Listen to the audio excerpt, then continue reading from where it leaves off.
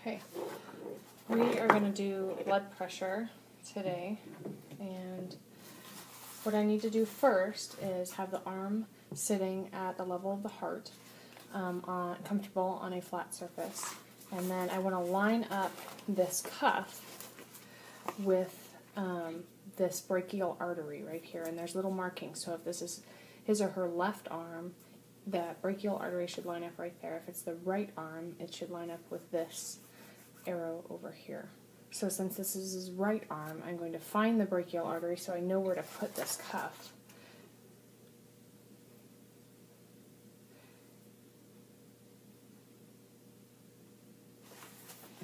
Brachial artery should be right on the inside right there. So I'm going to line this arrow up with that brachial artery, and I'm going to put it 1 inch to 1.5 inches above that elbow. Let's put it on. You want it tight enough so that it's not going to fall down. So there we are right there. So now I have this cuff in the right spot.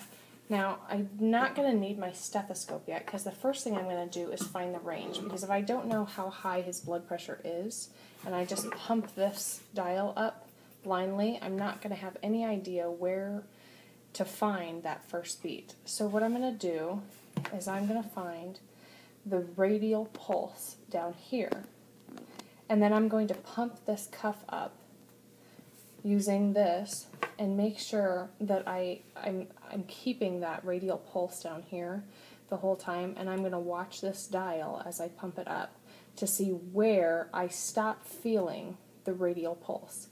And that will be your first number, and you add 30 to whatever number you got when the radial pulse stopped, and that is your range. From that first number to that number plus 30 is your range, and that is how high you'll need to pump the cuff to make sure you get that first beat, which will be your systolic pressure.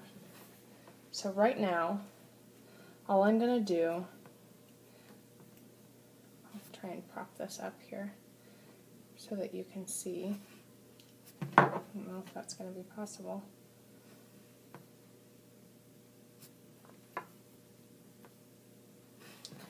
And I'm going to feel that pulse, and I'm going to pump it up until we'll tighten the bulb to make sure that it'll pump, and then I don't feel it anymore. I don't feel this radial pulse. It has disappeared. It's right about 130. So I'm going to add 30 to that, which would be at 160. So I'm going to pump this cuff up now. Now I'm ready to take the blood pressure.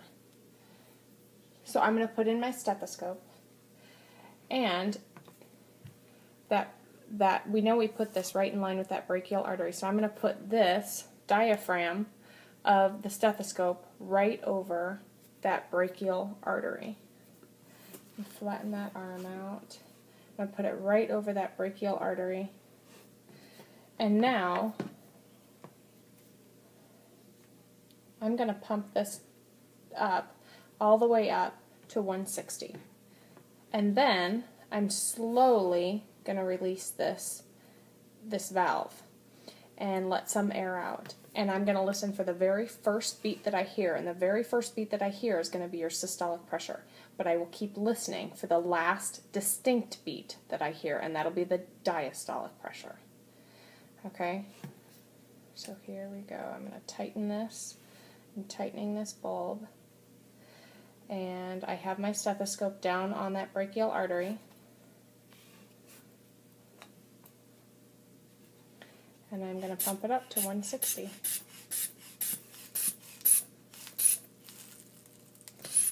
Now I'm slowly, very carefully releasing this, and I'm listening for that first beat.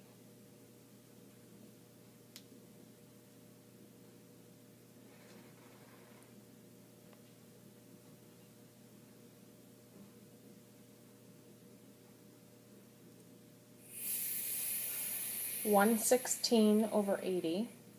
was the blood pressure. The very first beat I heard was at 116, and the very last one I heard was at 80. So that's our blood pressure.